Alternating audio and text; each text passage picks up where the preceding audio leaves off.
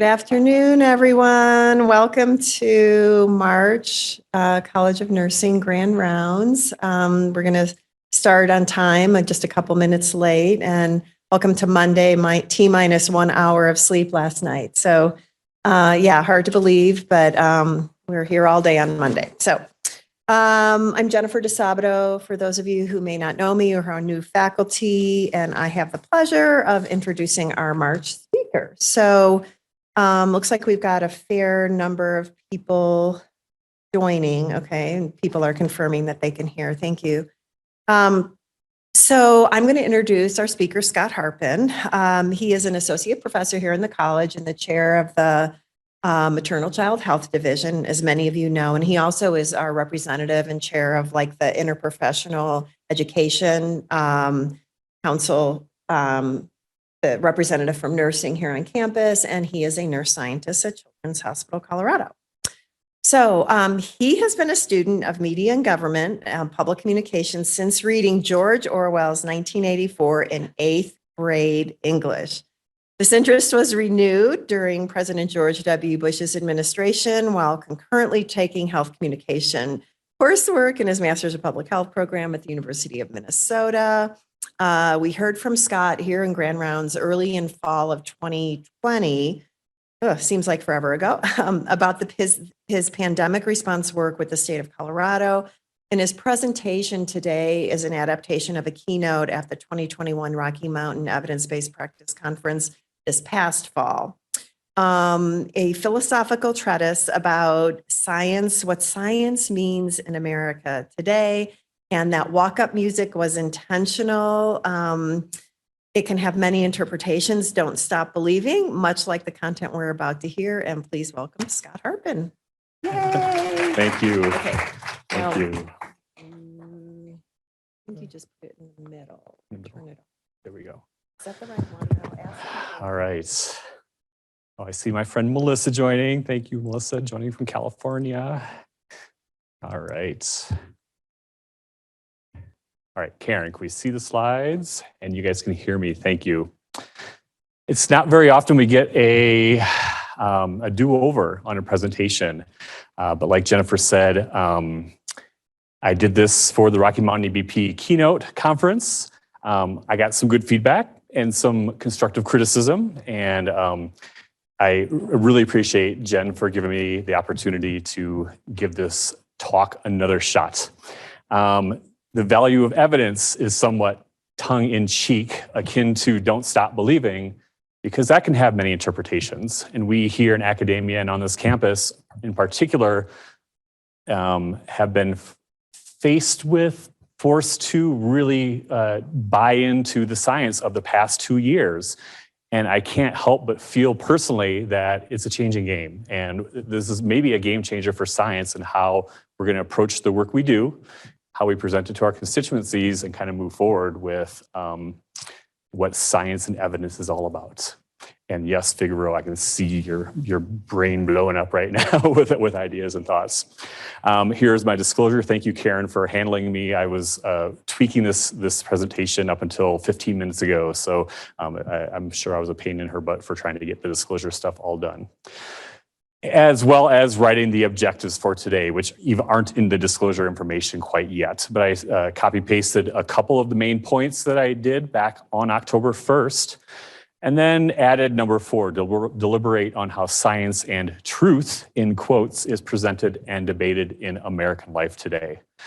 This is a presentation and a grand rounds unlike I think we've done here, which is I'm not going to give you any answers today. I want this to be a discourse and a discussion, not even a debate, because I want us to kind of think about what this all means, have you guys leave with some ideas, and maybe we'll have some hallway conversations or coffee meetings to kind of talk through what this means for us as faculty and as human beings. And I appreciate you guys all joining today. I know there's a lot of competing great talks happening today, and I really appreciate this. So I did start the October 1st talk with caveats. These are my words alone. I've been in a very heady space about this for 2 years, and especially the last couple of weeks as I've had more information kind of pile in about this topic in particular, as we've kind of transitioned into a COVID in hindsight / really worrying about the events of happening in Ukraine right now, which, as we know in the media, people shift their focus pretty quick. And I'm very aware that this is the first grand rounds we're doing without masks on our campus. So it's great to see smiling, lovely faces today. But these are my words today and not the College of Nursing's, nor my colleagues or Children's Hospital of Colorado. I always have the caveat of saying I'm a public health nurse first. Many of you know my career was my 12-year career of hands-on care was with foster care kids entering the child protective system in Minneapolis. And at that time, it was a really, the decade of the 2000s was a big growth experience doing my dual degrees, PhD, all while doing kind of hands-on care with kids who were in great need. And that frames who I am. And it's impossible to say now, I'm a faculty person, a full-time faculty, and I teach and do all this stuff. But in my core, it's being a public health nurse. And like I mentioned, it's been hard to put this presentation together. New tidbits of news and evidence comes out daily. I went to bed Saturday night thinking I had a bow tie on this. I was going to email it to Karen and say it's done. And I sat down to read the Sunday papers yesterday morning and got 3 new slides together and talked to my friend Melissa, who's joining us from Irvine, and had to add in some new information here. So, and that's just kind of this talk, not let alone the information and the evidence we're getting about COVID and the pandemic and such. And I'm going to show a bunch of examples about that. And of course, hindsight's always 2020 when we talk about historical phenomena. In my upbringing, I am a rural Midwestern kid. I didn't grow up on a farm, but pretty close, and went to the Twin Cities for my graduate education. My political bias might come out in the media that I ingest. Love Lester Holt every night at 5:30, and my family sits down and watches the news together. And Denver Post, New York Times, read those yesterday morning to inform this. And what I screwed up on October 1st was saying I'm not going to be political in this talk. After some reflection and some coffee meetings with Figaro, it's impossible not to talk about science and evidence and where we are today, especially during the pandemic, without having political bias in how we think about it. And I think that's been the hardest thing for me especially the last couple of weeks, because I'm learning more information that is really challenging my core values of what politics are in me and how we've been presented information over the past 2 years related to the pandemic. And I hope you guys get that itchy feeling, not from what I say, but kind of in what I'm going to tell you, because I'm going to show evidence on both sides of the issue and how it's really kind of come out to play now that we have hindsight of what we've done. And then the last element, I had this picture, and this is my girls, as many of you know, and they volunteered with me at Sheridan Health Services to give vaccines in May, which was a really fantastic time. But Hannah had tested positive for COVID about 2 weeks before I gave that presentation to say my family was impacted by the virus, right? And we had to kind of switch up our life for those couple weeks. Well, lo and behold, I got it 2 weeks after that talk on October 1st. And that came 1 month after I had the booster shot.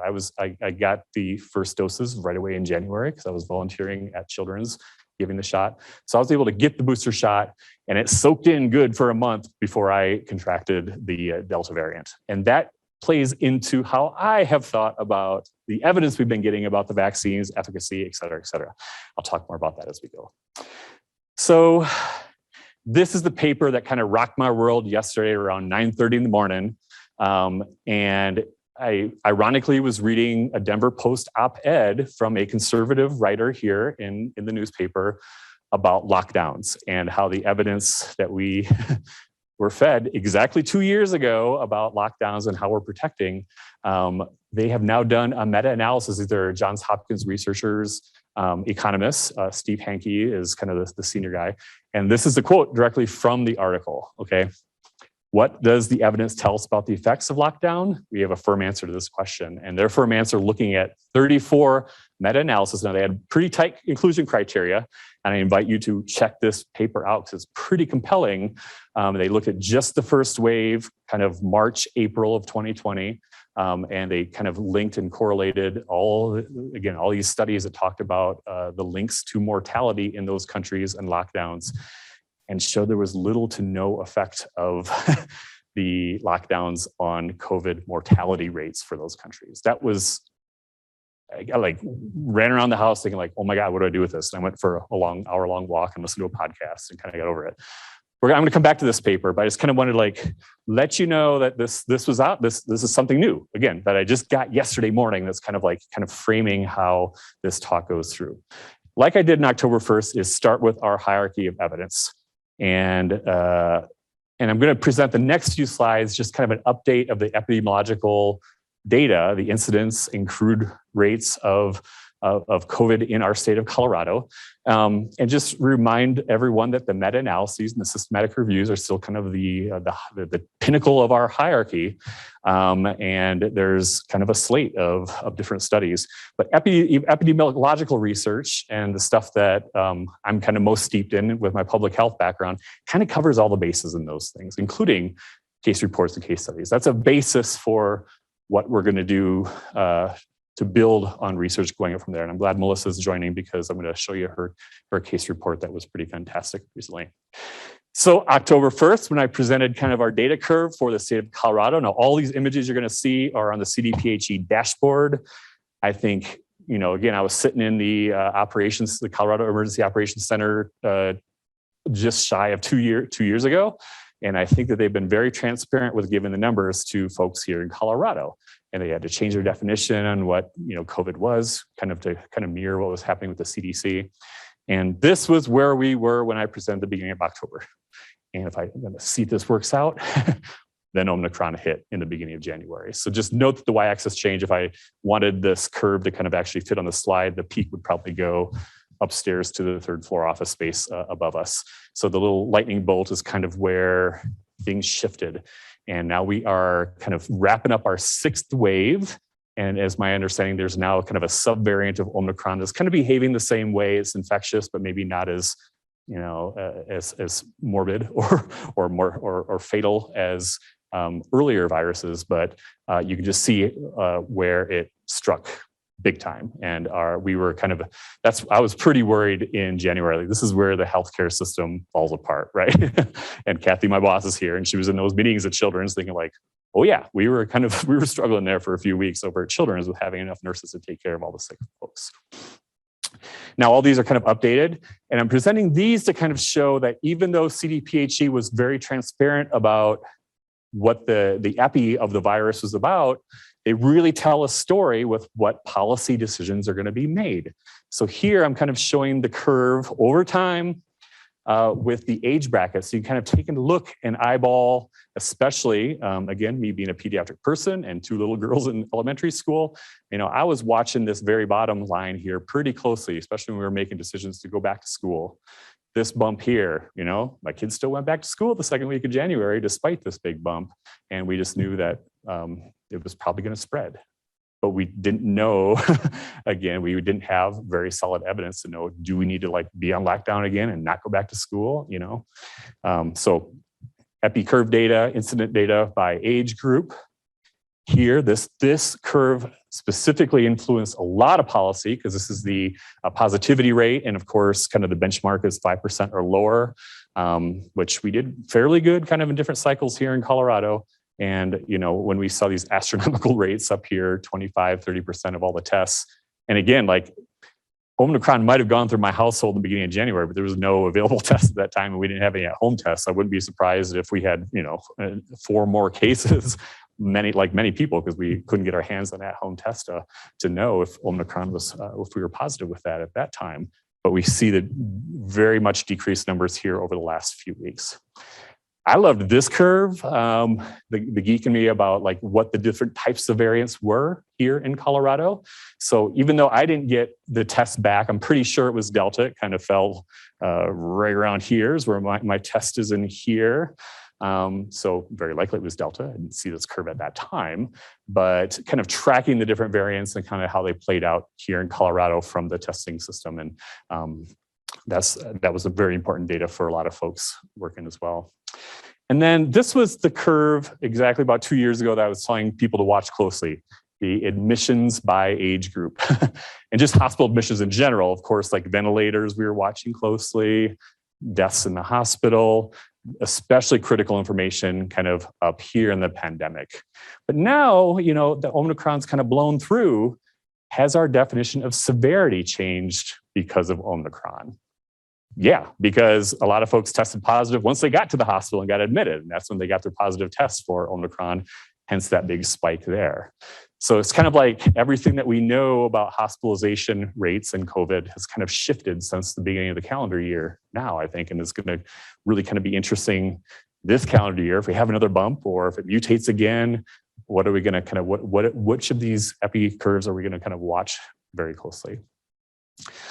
So now I'm just going to take a quick trip down memory lane. It was 2 years ago that this is January of 2020 that this kind of all came down. And I challenge you for these next 3-4 slides to think about what you were thinking. Where were you in what was going on? I know where Melissa was. Thank you for being here. She was dancing tango in San Diego around this time.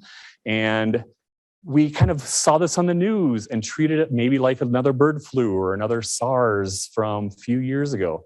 Public health has been planning for pandemics for years. And we're just kind of waiting for the next big thing. Lindsay, I appreciate that you put your mask back on, by the way. Like, I'm freaking you out now with this slide here.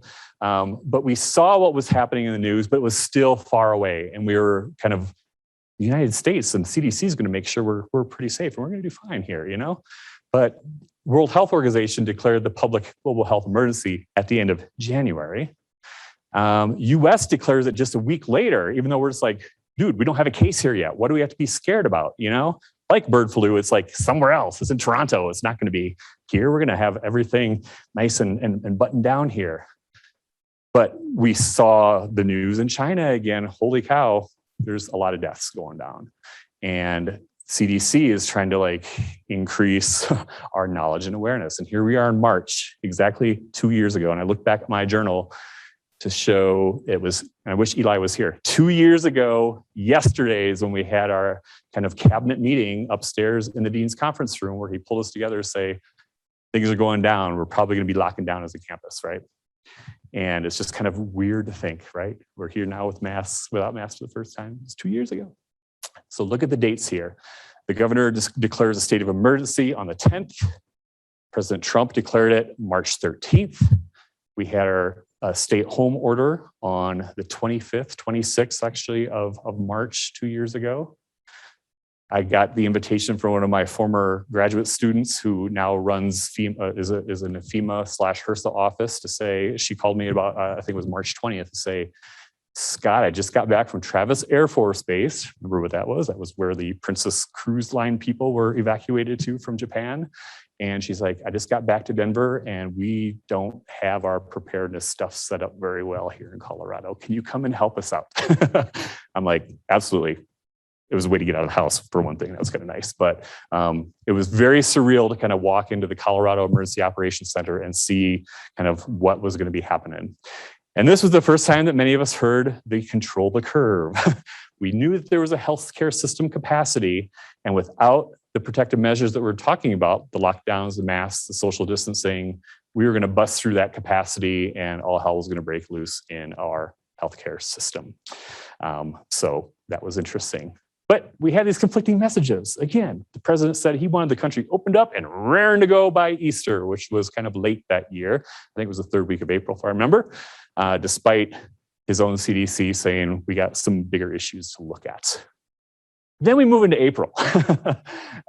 We learned about the R0 and how we want to get that as close to zero as possible. We went outside and cheered on our healthcare workers with a howl at 8 p.m. And that was pretty cool and fun until about 2 weeks later on our next door neighbor apps, people were starting to whine about all the pot banging and yelling, why don't you just shut your kids up so I can go to bed at 8 o'clock at night? And we watch Easter Mass on 4/12 at home, not raring to go like the president had hoped that we were. And I kind of had the benchmarks for what I was kind of doing with the state at the time, building out the convention center, which was cool and interesting and scary and surreal going back there for graduation 2 months ago, by the way. But we also at the end of the month saw some action in Michigan where these dudes went in with guns and threatened the governor for putting down some of our mask mandates and lockdowns. I think they're doing the trial right now for the group of folks who are going to abduct her and kill her.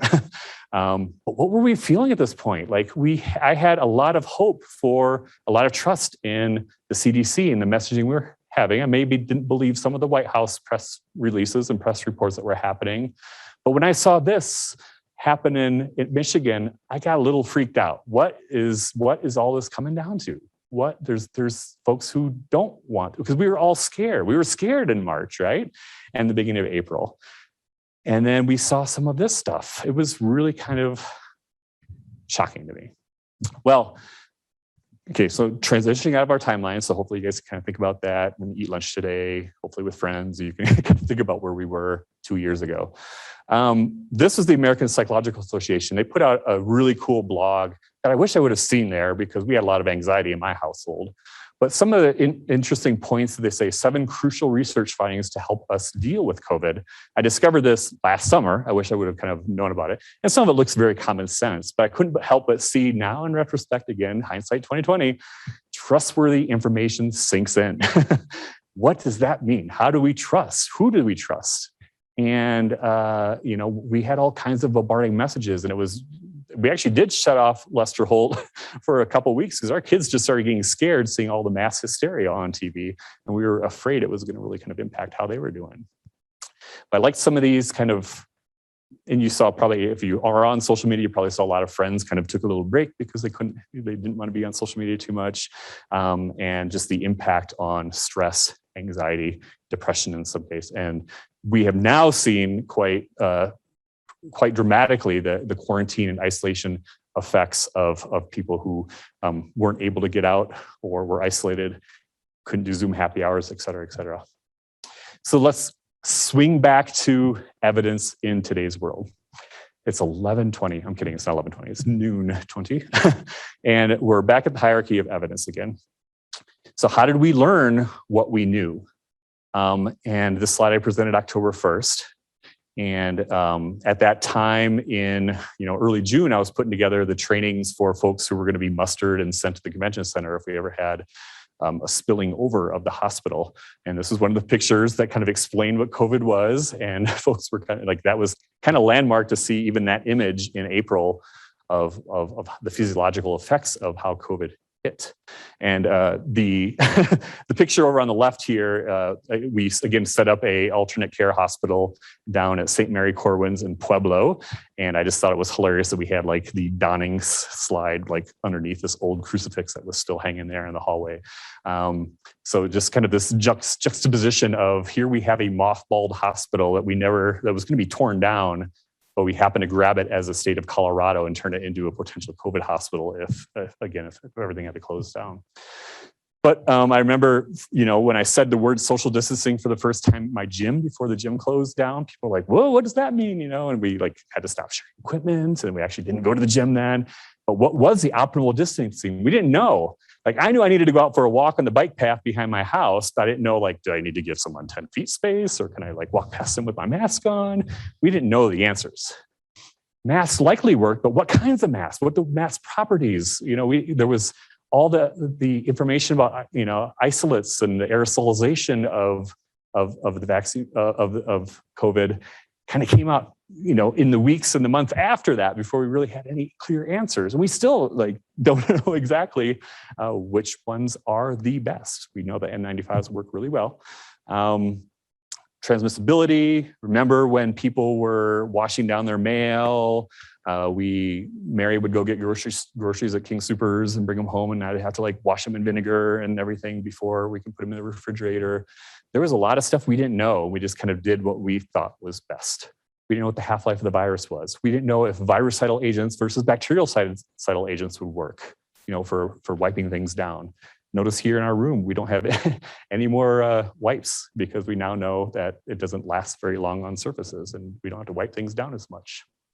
And we were running out of PPE. We knew that was pretty dramatic. And these were some of the headlines we saw. I guess for folks in the room, you might not be able to see that because of the header at the top, but wiping down groceries. Our president was touting some potential fixes. Hydrochloroquine, ivermectin has been pretty popular still. You know, I'm a Packers fan, and Aaron Rodgers treated himself with ivermectin, so it's got to work, right?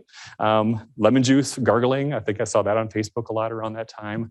So we had a lot, and this is all social media and blog posts and websites that were giving people craving information something to feel safe. So here's my friend Melissa. I've been referencing her a lot. This is us having a lemonade in Seattle a couple years ago at a conference. And she put out this paper just a few weeks ago that's pretty amazing. And it's a case study. There's a long-term COVID survivors Facebook group, and she is a part of that. And her team of researchers has kind of been sampling folks on that website to understand long-term COVID. So she's got a case study here. Again, the building blocks of research, in my opinion, to kind of get some answers for what might work. And antihistamines in this case study is shown great promise. And she tempers her words of great promise in the article, and has gotten some pretty great media in California and lots of fantastic emails from people who have saw her article thinking like, this is great. It's also kind of made me wonder, and in talking to her a couple weeks ago, if this was primarily authored by a physician colleague instead of a nurse colleague, like what would be the reach of this research and how it would be trumped. I think if Melissa, you can answer in Q&A, but it was submitted to a couple medical journals and turned down for very little reason. And I think, again, us as mostly nurse scientists, I know that this presentation went out campus-wide, so there may be some other disciplinary colleagues here on this call. Again, just thinking how things are accepted. I've noticed more studies that have been accepted and published and retracted in a lot of journals over the last couple of months. And I think we're just kind of learning how science is shifting. Okay, so now here's where I'm going to start poking the bear, folks. And I'm glad Terry is here because I really am going to love your thoughts on this science here. So again, I kind of threw in the applied economics that has challenged again. Like I was very happy with all of the things that the CDC put into place. I supported the governor, the mayor, in lockdowns. I still carry my mask with me, even though we don't need to wear it here anymore in Denver. And Melissa cued me to a colleague, friend of hers, Scott Lilienfeld, who sadly passed away of cancer a couple of years ago. He's a psychologist at Emory.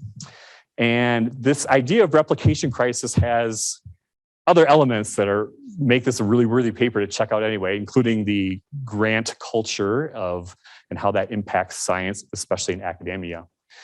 And this other article from Finelli and Ioannidis in 2013, that's worth checking out as well. The quote that Scott starts his article with is, "Science is a struggle for truth against methodological, psychological, and sociological obstacles." And then Lilienfeld says, in this article, "For too long, we have been insufficiently self-critical and prone to advancing confident claims based on provisional and at times flimsy science." Now, he wrote this back in, I think 2017 is the date of this paper. And as Melissa said, he's even published, he's on a bunch of papers that came out just last year, after his death. But the idea of,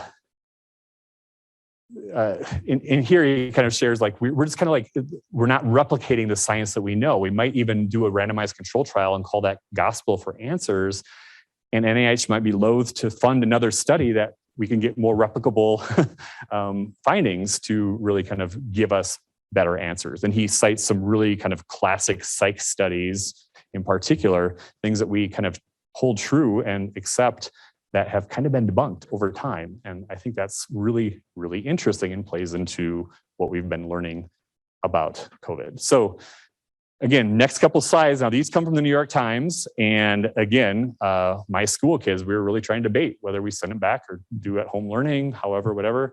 And these were some of the key slides that they presented in fall of 2021.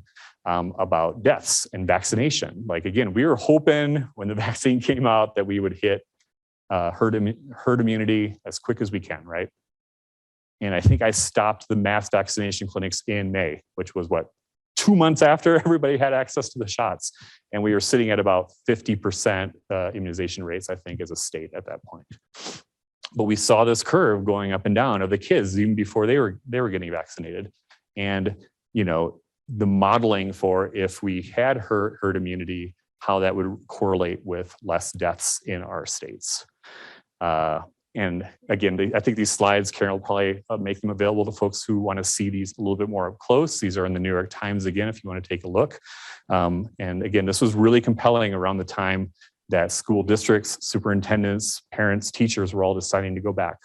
Teachers were generally pretty well immunized. Kids still didn't have access to the vaccine at that point yet. I thought it was going to be approved in the middle of June so we could get a couple doses on before they started school.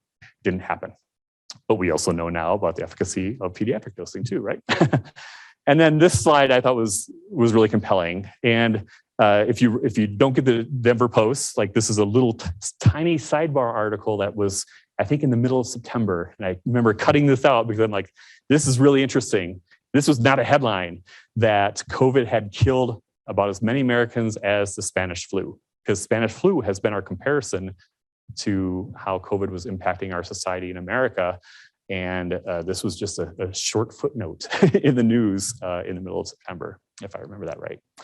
And then kind of, again, the modeling versus, for the vaccination rates versus what actually happened. I think this bottom right-hand slide was in October.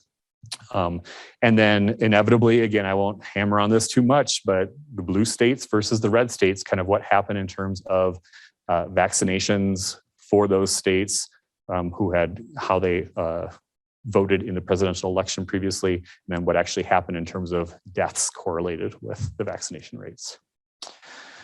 So I'm in my last couple slides here to kind of have you think sociological. This is where I'm just going to kind of put some ideas out there and let you kind of ruminate and think about stuff. So Jay Kaufman is a guru of social epidemiology. I have his textbook upstairs on my bookshelf. Really thoughtful paper in the middle of September, or op-ed in the New York Times in the middle of September. And these quotes just kind of, I remember reading this back in September when I was preparing for the October 1st, and then rereading this again this morning. I had to put these quotes up here. Nothing is gained when basic scientific and policy questions become ideological footballs to be inflated and tossed around. Science is a social process, and we all live amid the social soup of personalities, parties, and power. Dang, like that. And he uses a typhoid epidemic in Russia in like 1880 to kind of illustrate some of the points of mixing culture and social determinants of health, which wasn't a definition then, of course, and how the social despair really played into that. And then again, later in Germany, pre-World War I, in the society. Another great quote that I wanted to just verbally say and not put it on my slides was, political dysfunction that holds America hostage also holds science hostage. Something to think about before you head upstairs to your office. And then, while I didn't really support having a picture of Dr. Fauci as kind of the image with this title, again, New York Times tries to bring in opinions from both sides of the political spectrum. COVID misinformation comes from the top two. This is from July of 2021. Lest I get arrogant as a Minnesota liberal, it did come from misinformation come from the top two, the CDC. And this is kind of, again, where I personally kind of have a tug of war of what my ideology is, going back to the lockdown article. We now have a meta-analysis of lockdowns, and it's telling me something different from what I knew 2 years ago and a year and a half ago, when people were kind of talking a little bit more about how we're messaging. And then this kind of rocked my world about 3 weeks ago too. And this was buried a little bit in the newspaper. The CDC isn't publishing portions of the virus data. And there wasn't much in the news. I remember it being on Lester, but it wasn't something they really spent a whole lot of time with. And I'm like, I kind of went back last week and said, what's the follow-up here? And all I could find was this Newsweek article that kind of showed another side. CDC had a right to withhold COVID data. Do they really? I mean, the governor of New York pretty much got canned for many reasons, but also he got in trouble for hiding the data on the nursing home deaths, right? That was pretty big news. And we have faith in some of our institutions, our government institutions, especially when they try to be as non-biased as possible. And there are peers. Like, I went to school and did my MPH with some people who work at the CDC, and I'm gonna, trust that that could be me in a different career trajectory. But what information can be withheld or not from the populace in order to make decisions? And obviously, that's a way bigger question politically that we've seen over the years. My President's Day weekend, I read the whole entire book of Educated. And if you haven't read it, I mean, it's another one of these kind of, there's 3 or 4 great sociology books of growing up in poverty. But why I share it here is because I think a couple things that she said about we only know what we know from what we're told really kind of resonates with me. She goes to college and had never heard of the Holocaust and has an embarrassing moment in her art class when she asks, what is this word? And I'm kind of a bit feeling like that. Like I only know what I've heard, even though I consider myself well-educated and well-read and a connoisseur of the science, because I am a part of our greater society. And what we are fed, obviously in social media, and if you haven't seen the Netflix documentary, The Social Dilemma, that illustrates that really, really well. And this happened within my own family, and I can't remember if I have a bullet point on that or not, but my family in Wisconsin gets completely different Facebook messages than I get here in Denver. That's the whole point of The Social Dilemma. I live within a family that I have an unvaccinated brother and sister, and I wasn't going to be able to tell them any different. And when I told them that I had COVID in the middle of October, they kind of said, ha, told you so, you know, like your vaccine doesn't work. And I had to swallow that because I had COVID, you know? And it's just a really interesting phenomenon that even within our own, and Sue's here, we had a story on one of our nursing students who graduated in December, and the news did not do it justice very well. But he told this very moving story about being unvaccinated as a child and his mom being pretty anti-vax, and he's had to get vaccines as an adult on his own. Great story. Channel 7 didn't do so great telling that story. I think we've kind of re-released that story. But it kind of goes back to like, even within our family network, there can be varying opinions and how we live. Like my sister living in rural Southwest Wisconsin has a different scene than what I have living here in South Denver. But how do we discern what that reality is? Who tells us the things we believe? That's what I got out of Educated and has been really kind of rumbling in my head related to this. And then my last thing, and literally, if anybody lives in South Denver, you get this free newspaper in your mailbox every month. It's just like it's so funny. I just giggle. It's comedy. But if you open up this month, and I was ironically, you know, at one of my kids' health visits, the demise of the Colorado health official tyrants is the headline of the editorial in this month's paper. And, you know, Dawn started here in the School of Public Health a couple years after me as a part of the hiring and the injury violence prevention. So I sat in meetings with her. She doesn't seem like a tyrant. I mean, she might have made decisions that could be questionable as a commissioner of Jefferson County Public Health, but I don't think she's got devil horns. I mean, the picture, those are branches, so no devil horns. And I've been in meetings with John Douglas, and we had kind of local players of public health meeting on a monthly basis here in the School of Public Health. But I couldn't help but think this thing goes out to, 65,000 people in South Denver. This is the editorial. How influential is the localized media? I mean, we can say like, I'm not going to listen to social media and kind of watch what I'm being told there. But if a paper like this lands in my mailbox, I might read it and take it in. But if I was able to highlight this second line here, those of you with doctorates behind your name, take a look at what the editorial says here. People in Colorado have learned not to entrust their lives to unelected bureaucrats, even if they have the appellation doctor before their names. Lest we remain humble in how we're presenting stuff is what I took home from reading that. And then, of course, the quote from Lord Acton at the end, which, again, can be taken so many different ways, and just like, don't stop believing. And then I don't know if Kate's on, Kate Coleman-Manahan, our co-faculty. Kate, I thank you. If we have time in Q&A, I hope you talk about the bill that you and I were texting about last week. But what I added on this last slide are kind of a couple of direct impacts for how what we know about research and is being trumped. Okay, I should say trumped. Minimized by policy. Okay. First down here, what's happening in Texas, and I think it's happening in Florida pretty dramatically, is medical care for transgender youth is being outlawed, right? Even though we have a lot of research and information about why we need to be better with our transgendered young people. And then I add North Dakota, because this is specifically a project that I continue to work on with my friend and colleague, Molly, who is now in Bozeman as the Associate Dean for Research at MSU. Those of you going to WIN will be able to meet and hang out with her in Portland. But this was a bill that pretty much killed off her career at North Dakota State University last year at this time.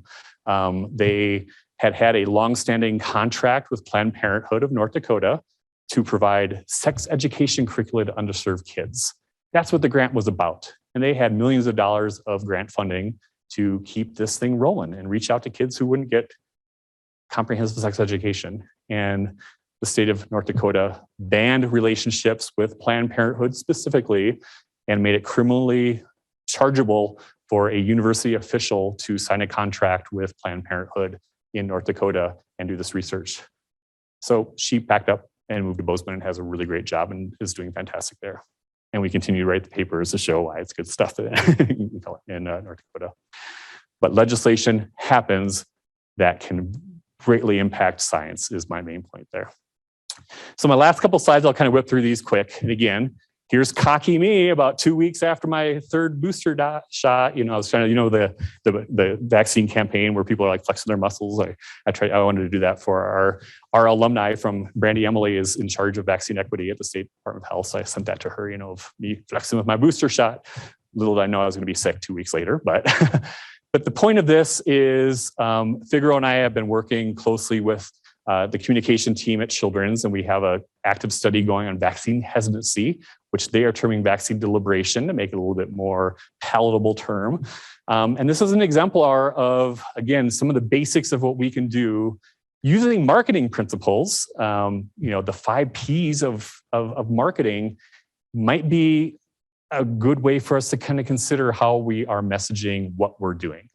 And this is the stuff that I learned in my Master of Public Health program at Minnesota, which is we need to do better with our social marketing and getting out our public health messaging, because we got small budgets compared to McDonald's and the Pepsi companies of the world, and messaging over time. And the flexing of the muscle was one of those things. I do my shots to keep my family safe or my grandma and yada, yada, yada.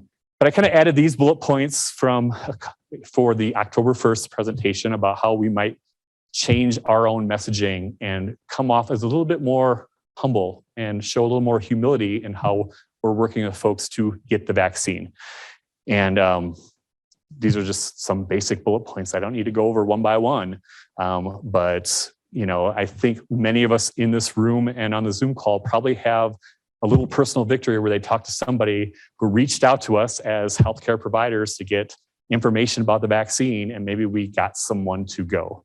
And I had a couple of those that felt really nice at the end of summer and into the fall. But the more you shame and berate, like I tried berating my big sister about getting the vaccine, that didn't do her any good because she certainly was not going to have that. Maybe it's because she's my big sister and she's always like beat me over the head with stuff. And then I did want to showcase the vaccine deliberation website from Children's, because really a nice example, and we should be teaching this to our students, of how, again, we can use the marketing principles and communication to have really solid information that can hopefully, push the needle one way or the other for folks to make a decision about that.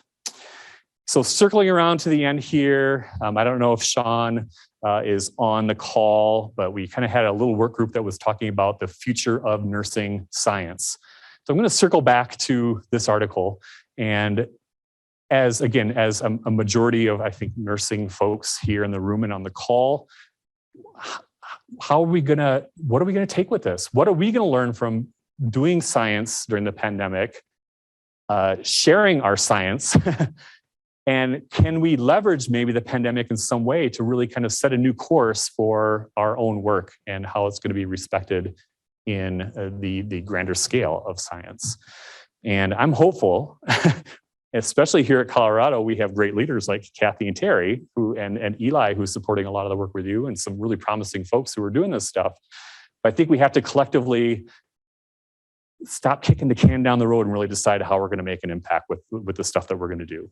And that doesn't go just locally. This is NINR and HRQ and some of the major funding agencies to really kind of invest in the stuff that we're doing. And I hope that we have a broader conversation about where we can kind of focus our energies now in this kind of pseudo post-pandemic era starting now. So my take-home thoughts. I'm seeing that my time's coming up here. Like I said, people view science and evidence framed by their ideology, their culture, religion, social interaction, behaviors. You can't just put it all in one box.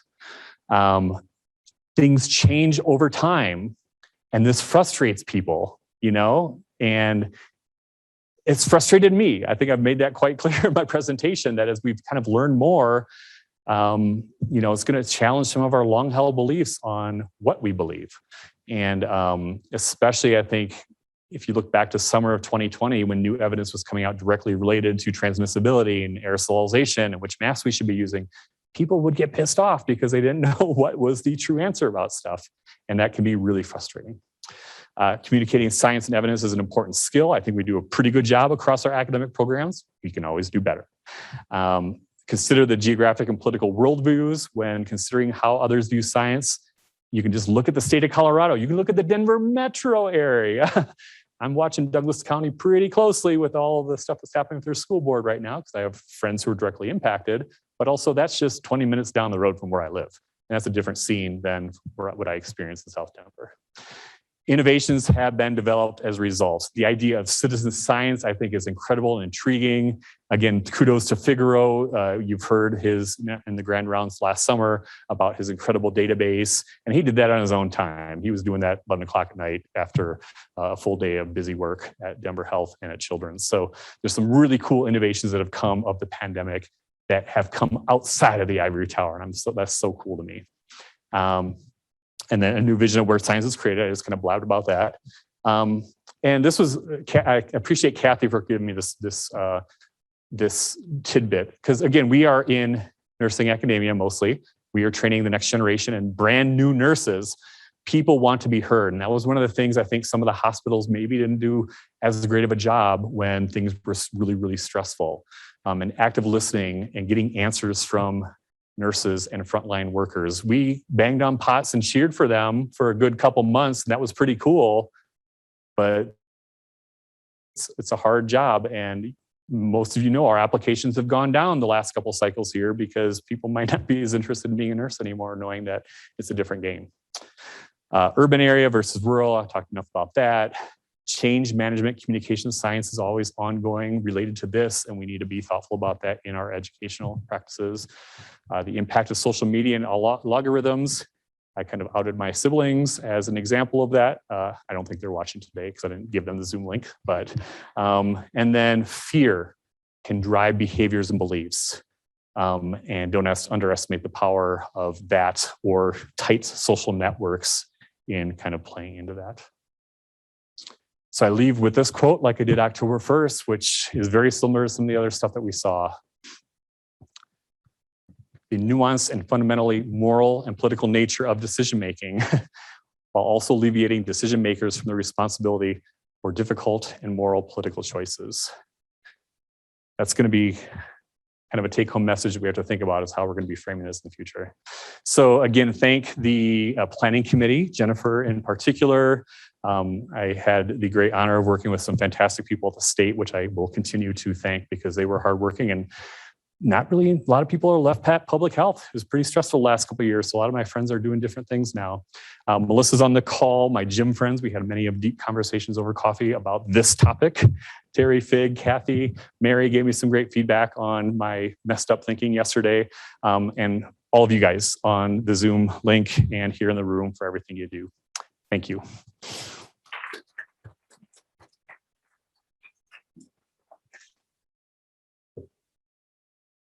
I'm afraid to publicly put the chat up, but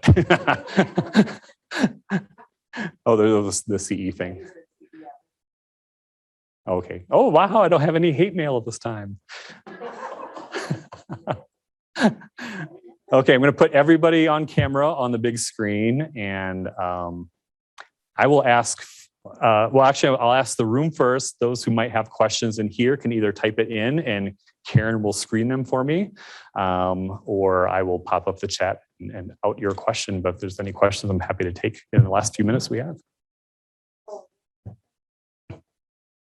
You try. Okay, yeah, I think I can be heard. This is Jennifer. So I wanted to ask you, Scott, your opinion. I was thinking about the paper from yesterday that you garnered from your reading about lockdown and not having any difference in mortality. And then kind of how you can how you think about that in relationship to the blue states and red states, only because the red states tended to push back on lockdown. So I'm just curious, I know there's many other myriad factors. I would like you to talk about what you think some of those might have been. Yeah. Did everybody hear the question? Let's see, most of the stuff away. I was going to have somebody give me a thumbs up if they heard the question. I think my thinking I've tried to be as evolved. I understand that, again, politics and policies are local. I mean, that's how I was always trained in my graduate program. And, I feared for the mortality rate in North and South Dakota for many months back, when back when the pandemic was super hot. After the State of the Union address, the governor of Iowa did kind of the rebuttal, right? And hearing her, especially now, kind of in hindsight, again, trumpet all the victories of the pandemic and them letting kids go back to school, take away masks, all the restrictions were kind of like tossed out in Iowa pretty early on. But her in particular, claiming victory. I'd love to know as a population what the citizens think. I mean, they're going to probably elect her in as governor again. That would be an ultimate kind of adjudication on how those policies worked. I try my best not to be judgmental of the places that don't directly impact me. As a public health person, I, again, for the longest time, just kind of trumpeted everything that seemed right with the science. I mean, somebody asked me this morning, like, masks couldn't hurt. Social distancing couldn't hurt. Like, we did what we thought was best at the time. But if South Dakota wants to kind of live the life that they were, and people were going to die, and just kind of take that as what they chose to do. I mean, what's my opinion on it? It's sad. I'm going to mourn their deaths, but I know I'm dancing around the answer, but I think it's just, I try to consider, again, culturally and socially what is right. And it's hard not to, with a cocktail in my hand, be judgmental if I'm sitting at home in front of the news, but the local, what's happening with Douglas County, they get to choose, they get to elect their school board members and make the decisions that are changing the face of society down there. How's that for non-answer?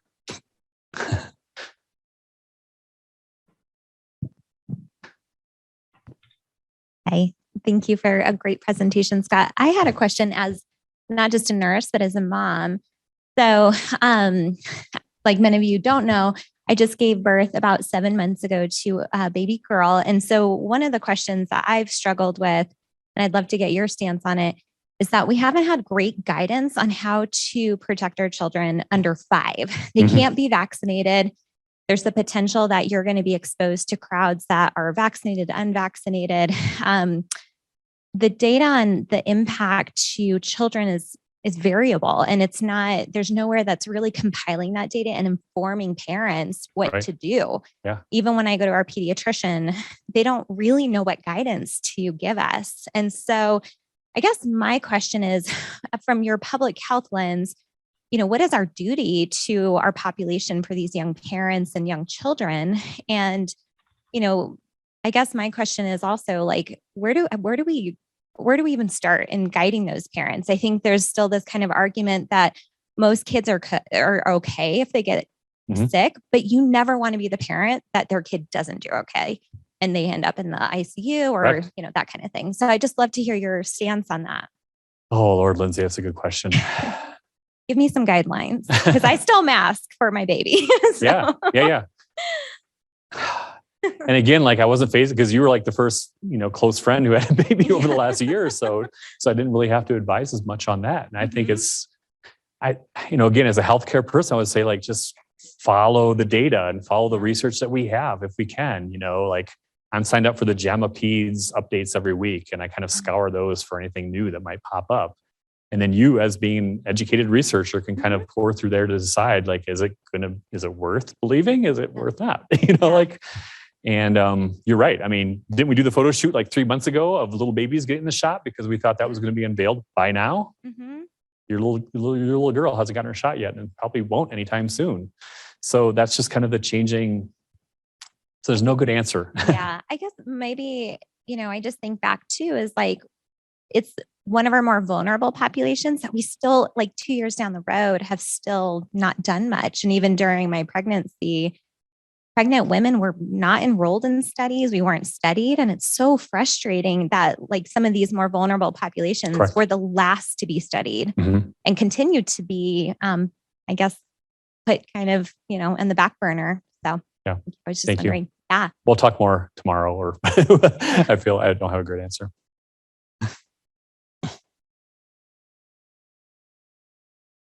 If there's anybody on, Melissa, did I do your research justice? Would you like to unmute and say anything else about your experience? You don't have to if you don't want to. Yeah, I can. I'm not shy. So I was told by medical journals that the antihistamines a year from now, was not sufficiently novel. And that's the reason why they rejected it. But we think about changing practice because there was no guidelines for practice. And so I saw it all over Twitter and got all sorts of messages, and even messages from basic scientists that were sent to NIH about the case report, because it is a promising approach for antihistamines. But it's been kind of crazy trying to get that through medicine. And if I can just follow up to what, I don't know who it was that just said, but I've been thinking about this, and I was actually in the process of writing you an email about it. So I actually think that mortality is the wrong marker to be looking at. I think that mortality is the easiest to measure and the most fatal.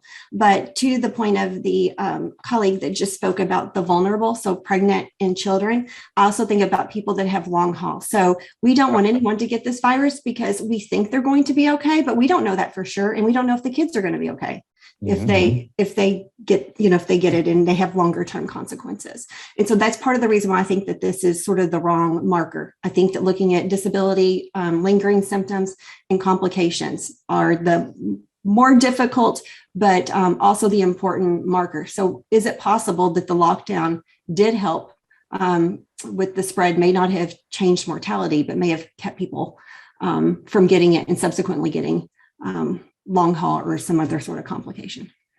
Oh, thank you for that very important point, Melissa. I, again, share the incidence data of people getting sick with it or testing positive with COVID, the hospitalizations. We looked at ventilator use, but this whole world that Melissa and her team is of looking at long-term COVID. And we're seeing individual stories in the news and on the newspaper about folks of all ages, teenagers living with long-haul COVID. And the idea of the long-term impact is going to be really, really fascinating. So thank you for making that point. Well, we are pretty much done. So I thank you all for joining. Those of you, if you have any questions online, shoot me an email or text. And for you guys showing up here, thank you for being here.